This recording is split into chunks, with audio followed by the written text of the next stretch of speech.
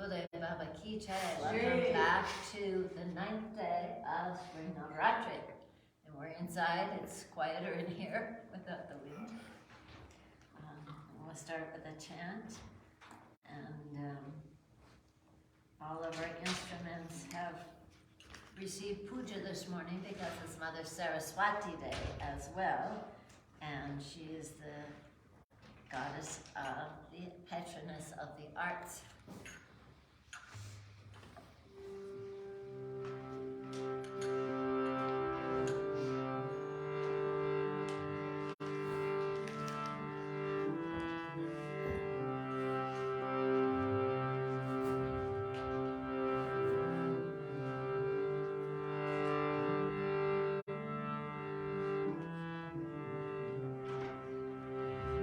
Jai Ganesha, Jai Ganesha, Jai Ganesha.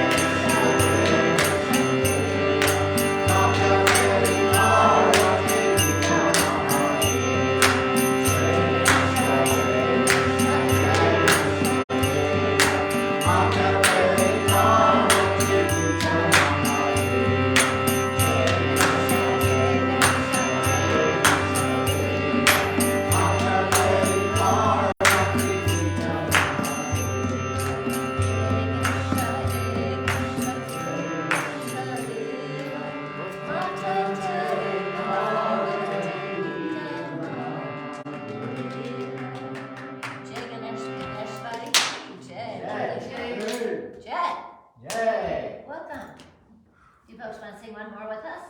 Up to. If you pass the books to them, the budget book, you'll even have some words to sing. Are you familiar, do you do some chanting? A little bit. I go to Naropa, so. Oh, so you know everything. Great. Oh, here's the roll, yes. Oh, we had Yes, we people do. from Naropa, you must be on break. Yes. Nice.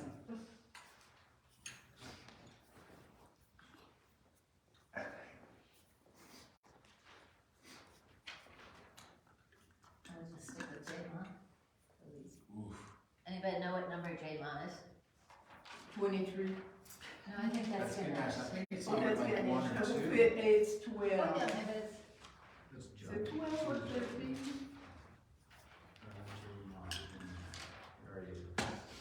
Where are you? so the words are really easy. J-Ma, J-Ma, J-Ma, Dema. Find it. Yeah, you're wrong. No, this is the button. Well, Is this the first time you've been here? Mm-hmm. Great, that's really easy. Did you find your way? J-Mo's 12. 12. Okay, number 12, very easy, J-Ma. Fire commission. They are not the one. J-Ma, J-Ma,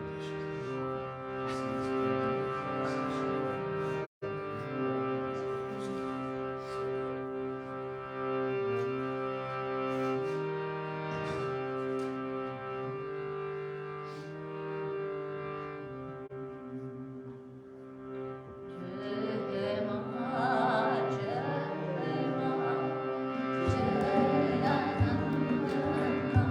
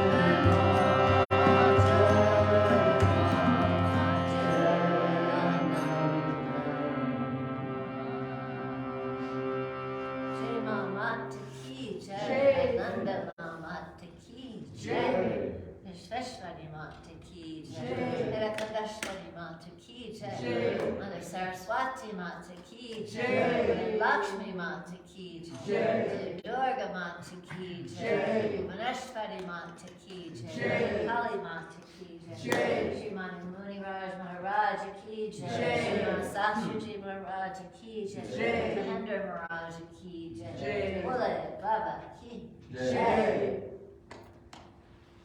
So you reached us on the last day of the Spring Divine Mother Festival, so that's why we're all sort of happy. We're going to tell a story now for about 20 minutes. If you'd like to listen, you can, or there's chai and food down in the earthship, whatever you like. It's up to you. We will ask you, if you do stay in, to put a wrap around you. There's some lungis out there to just wrap. We don't have bare legs. Okay? So we're going to move up there near the beautiful Divine. They're on the bed.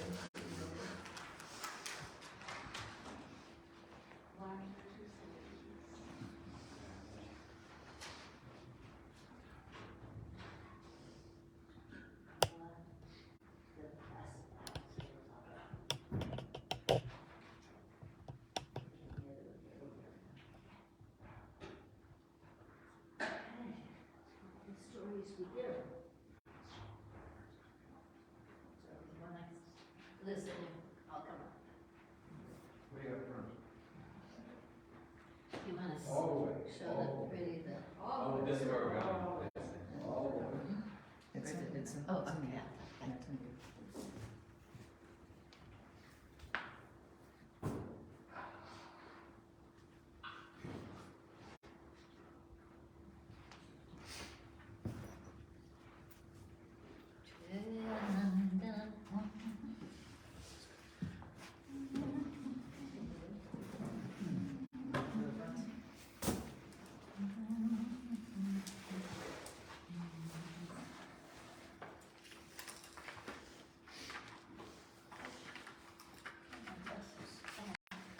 Anybody see my glasses around?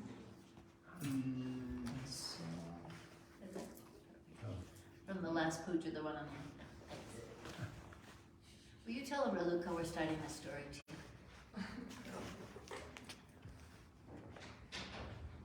So all 9 days we've had stories from this book called the Srimad Devi Bhagavatam. It's a Purana. It's one of the Puranas. And the actual book is 1,300 pages long. I have a handy condensed version, which makes it much easier for me to tell stories from. I mean, I have read it, some of us here have read it through also, but the telling the stories comes easier. And a middle one top. That's perfect. Okay, hold on a little bit. So this is our beautiful Divine Mother. And you see our harmonium and other instruments have all been blessed today because of the Saraswati puja that we did. And now we're going to go on with our story. There you are. So I need to give you a little background, and that'll be perfect for you folks too. So we're telling, see how far back I have to go for you folks.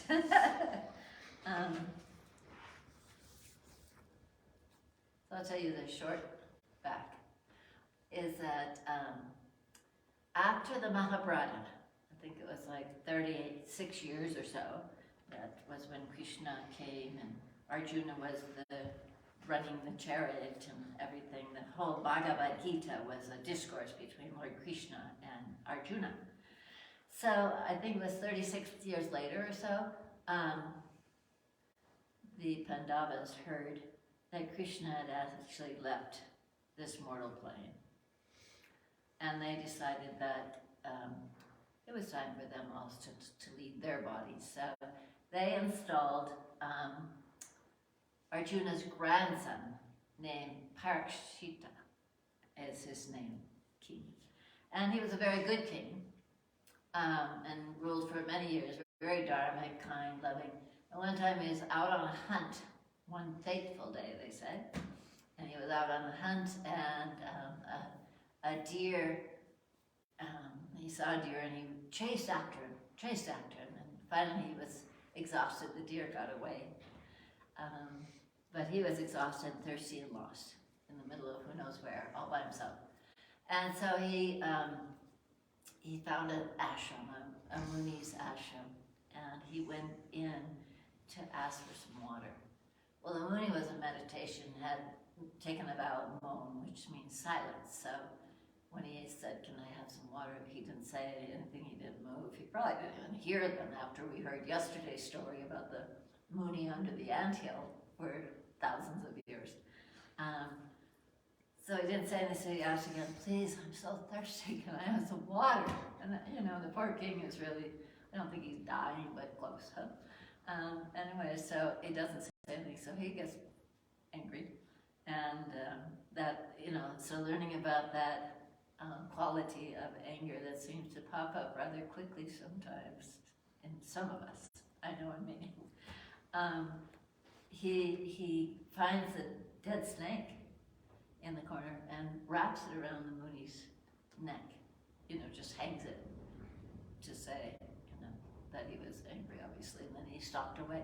Well, the Muni could care less. He was a moon and he was beyond it all, but his son came in and saw this, and he was incensed that somebody, and then found out that it was King Parikshita that had done it. So then cursed him that he was going to be killed by a snake. Taraksaka was going to bite him within 7 days, and he was going to be dead. So when the king heard this, he said, "Oh no, it's not going to happen." So he built this big 7-story palace, and he was up in the very top and had guards all around and people doing mantras and everything imaginable. And sure enough, Tarakshita disguised himself as a little worm and a little apple that some disguised Brahmins brought, and said, "Well, if we can't see the king, at least take him some prasad." Take him some prasad. He goes to bite the apple, and suddenly the little worm turns into a huge serpent and kills him. So now Parikshita did have one son. His name is Janamajaya, and but he was quite young, so he didn't really know as he grew up to be the new king. He thought his father had been killed by a curse, but really didn't know much about this. So he was just living his life and ruling the country well and everything. And then somebody who had a big vendetta against, is that what you say, against Tarakshita, decided that he would tell Janamajaya, "Do you know how your father was killed?" And he was killed by Tarakshita, and he was so burnt from the strength of the venom of this snake that they couldn't even do the cremation rites. And the fact that he was died off the ground. So it's very important you don't do that. So for all of those reasons, he said, "Your father is just wandering around who knows where. He is not happy, he's not settled. Even though he's a good man, he's not in heaven or anything like that." All of a sudden, Janamajaya said, "What?" So anyway, so he took upon, first he tried to have what's called a sarpa yoga, yaya, which sounds interesting to me, not so nice, where you do these mantras and all the snakes come and they jump in the fire. But anyway, that got aborted for various reasons. And so Taraksata did not get killed. So Janamajaya is saying, "What am I going to do? What am I going to do?" Well, who happens to be at that fire but Vedavyasa, the author of this Purana. And so this is actually how the story began in many ways, but I didn't tell you those stories because we only had 9 days. So I'm telling you the clip notes. So Janamajaya said, "Please, Vedavyasa, how can I save my father?" And he says, listen to the whole Srimad Devi Bhagavatam and then do a Navratri. So that's where we're at, okay? He has, this whole book is Vedavyasa telling Janamajaya the Srimad Devi Bhagavatam, which is all the stories of the glories of the Divine Mother. Okay? So, Janamajaya asked Vedavyasa, "Muni, why has bhakti, which is devotion, waned so in the world of men?" Vedavyasa replied, "It is that in the Kali Yuga, which we are in, the Brahmanas of the world would be born without the inner knowledge of the Vedas, and that since they were the upholders of Dharma in the world, Dharma would decay, and so would the spirits of men dwindle." Janamajaya asked, "Well, tell me a little bit more about this Mani Dvipa, where the Devi lives." And then he goes on to tell him about this beautiful island in the middle of the sea of sugar, and how she sits there as the queen. And I'll tell you a little bit more. He said, "Still nearer the heart of Mani Dvipa, there is a great lotus of 16 petals, and the Devi Bhagavati's 16 Shaktis live on each splendid, incomparable petal. Beyond this, the Devi's 8 Shaktis, her companions, dwell. Still nearer the heart of Mani Dvipa, the four-faced Brahma lives with Saraswati, Vishnu lives with Lakshmi Devi, and Maharudra lives with Mahakali. All their endless avatars who rule the myriad universes dwell here with them as well. And then there is a palace at the very heart of Mani Dvipa, a palace made of jewels and with an infinity of pillars and rooms. The Devi Bhagavati, the Divine Mother, the Mula Prakriti, the goddess of all the gods and goddesses, dwells here. But mostly, she is in the jeweled Griha, and her bhaktas from all the ages and from every part of the universe are here with her in everlasting bliss. Why attempt, O king, to describe this mandala, which is past my powers of description, save to say that it is the loftiest jewel in the universe where the Divine Mother lives." Janamajaya grew very humble. He said, "I beg you, O Guru Vedavyasa, give me Diksha. Bless me, teach me the Devi's Mula Mantra. Let me perform the Navratri Puja in the name of the Devi Bhagavati." And Muni Vedavyasa did teach that sad king the blessed Devi's mantra. And Janamajaya, the king, the Kuru king, Pariksha's son, performed the Navratri Puja in his father's name. As the ritual was ending, he saw a brilliant path grow lucid in the sky, and down it, Vedavyasa saw a smiling, brilliant Deva Rishi fly down right to the king's side. Janamajaya folded his hands to the immortal wanderer, for it was Narada, the mind son of Brahma, who came to his puja.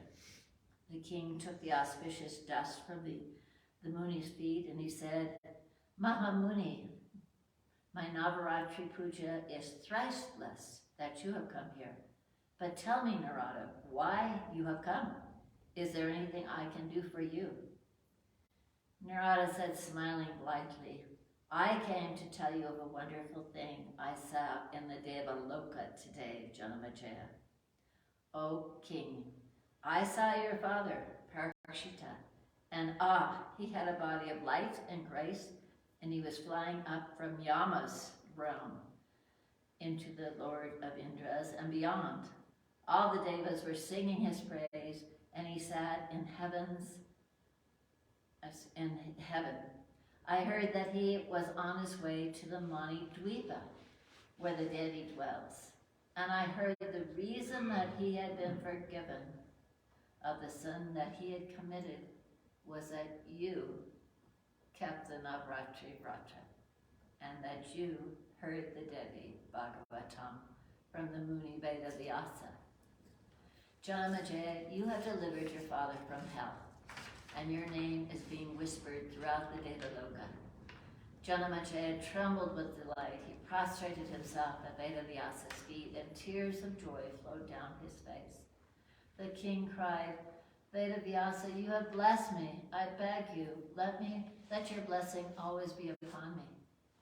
Vedavyasa said kindly to the king, "It is the Divine Mother who has blessed you, Janamajaya. Her Purana, her Srimad Devi Bhagavatam, saved your father's soul.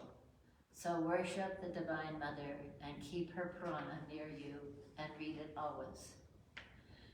Bless me, Lord, that I may Sajanam Jaya. Vedavyasa, Narada, and the other holy ones who had gathered there to hear the incomparable Devi Bhagavatam all laid their palms in blessing on the king's head, and then they left. Now it goes into another story that we heard earlier, is that Sutta learned the Srimad Devi Bhagavatam from Vedavyasa also. So Sutta actually first comes in this story, and all the munis like you are sitting in a special place called the Naimisabana that's safe during the Kali Yuga, and they've asked Sutta, who arrived out of nowhere, to tell them the whole Srimad Devi Bhagavatam. So now Vedavyasa, Janamajaya, and Narada all left the scene, and who's left now is Sutta talking to all the munis. Okay, so we're here. So Sutta said to the rishis of the Naimisabana, Sutta now ended his ancient legend of revelations. O munis, he says, in time out of mind, near the very beginning, this precious Devi Bhagavatam emerged from the Devi Bhagavati's own face, a half a sloka, and it was the epitome and the conclusion to all the Vedas. She said that this half sloka wistfully to Vishnu, who lay upon a peepal leaf at the kalpa's end upon the single sea of dissolution. And I'll read this half sloka.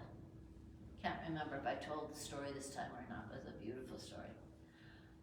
What she said to Vishnu, Vishnu's floating in the sea of Ekanarva, which is the sea that everything dissolved into at the end of the kalpa.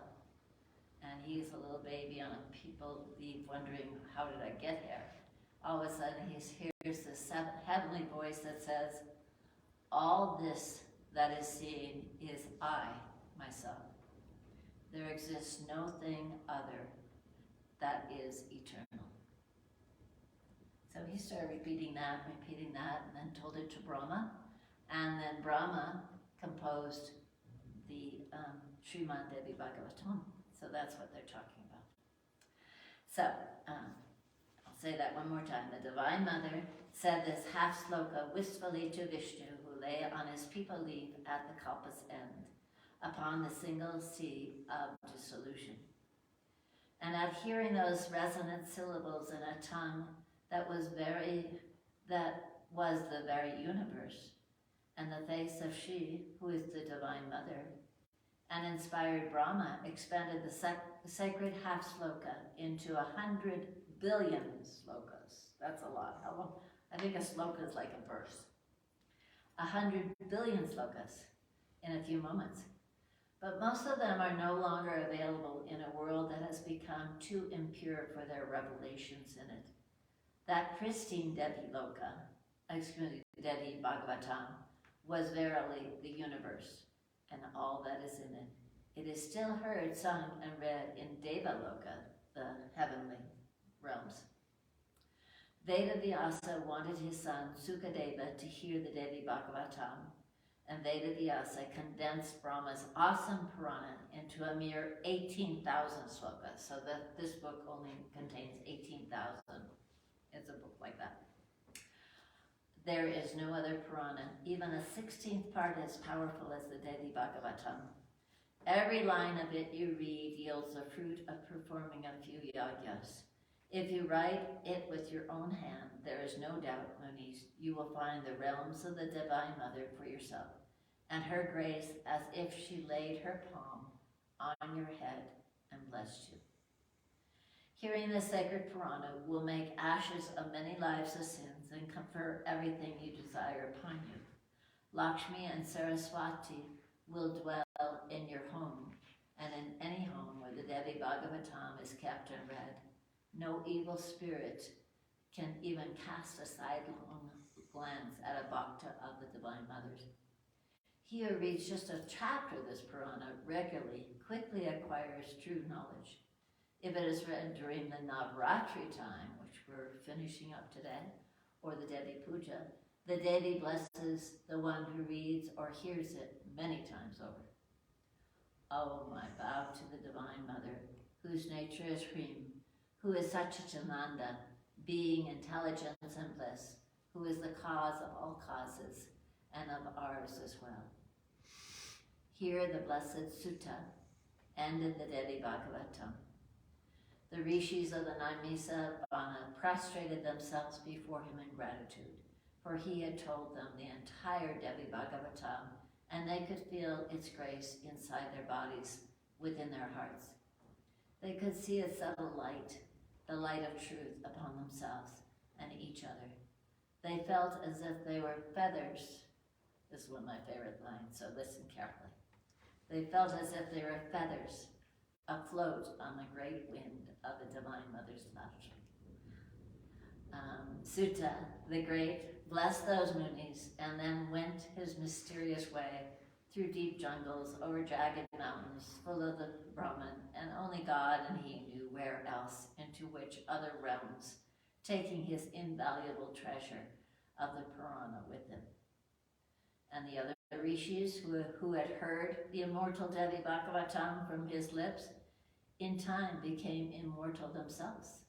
They became the Devi. They became the Divine Mother. They were absorbed into her.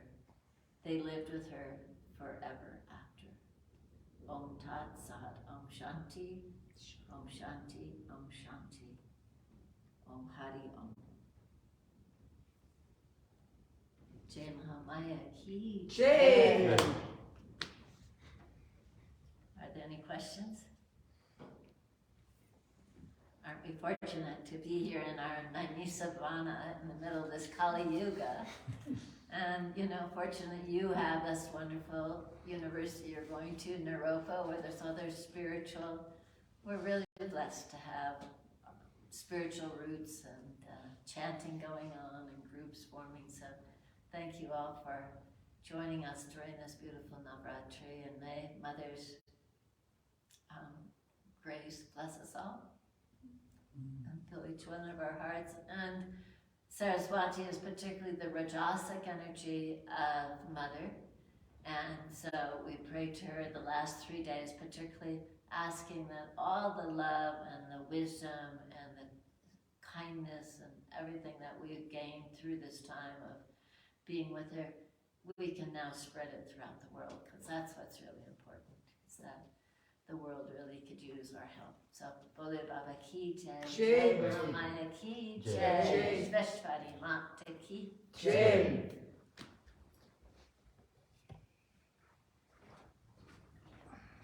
And thank you all for joining online.